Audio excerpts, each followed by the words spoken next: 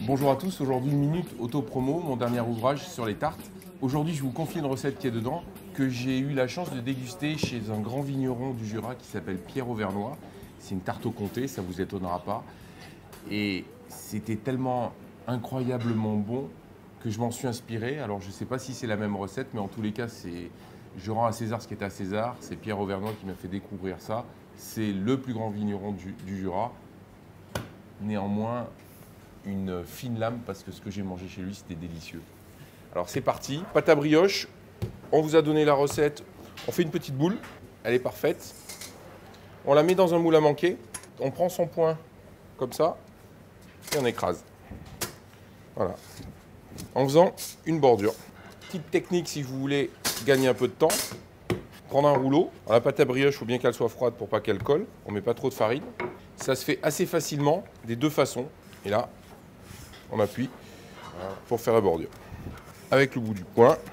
Et si ça se met à coller, hop, on met un peu de farine. Avec le bout du pouce, on refait une petite bordure. Et là, on va la mettre à pousser. On la met dans un endroit tempéré. Et pour éviter qu'elle sèche, on lui met un torchon dessus. Pour la tarte au comté, effectivement, si on est dans le Jura, on va utiliser de la crème du Jura. Moi, je vais utiliser une crème que j'affectionne, qui est la crème du Verne, du comté du Jura, qu'on a râpée. Il y en a 200 grammes. Et on va mettre cette crème du Verne. Vous avez vu, elle a une couleur incroyable. Hein, elle n'est pas blanche. On va mettre 125 grammes à peu près. On va mettre un œuf. Ça, c'est un œuf de Gilles d'Aslebar. Vous avez vu la couleur qu'il a aussi. On mélange tout ça. On mélange. On écrase un petit peu le comté. Le tour de moulin à poivre, c'est essentiel parce que ce qui va donner vraiment cette petite touche différente. On en met maintenant, on en mettra aussi tout à l'heure à la sortie du four.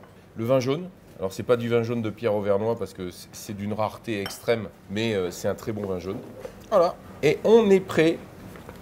Voilà. Ça sort du four, c'est légèrement, on va dire que c'est cuit à blanc.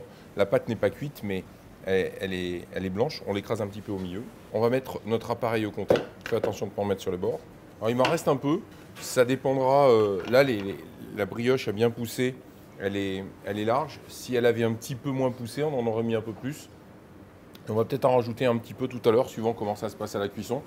Ce qui reste, c'est pas très grave, parce que pour faire un joli croque-monsieur, c'est pas mal aussi.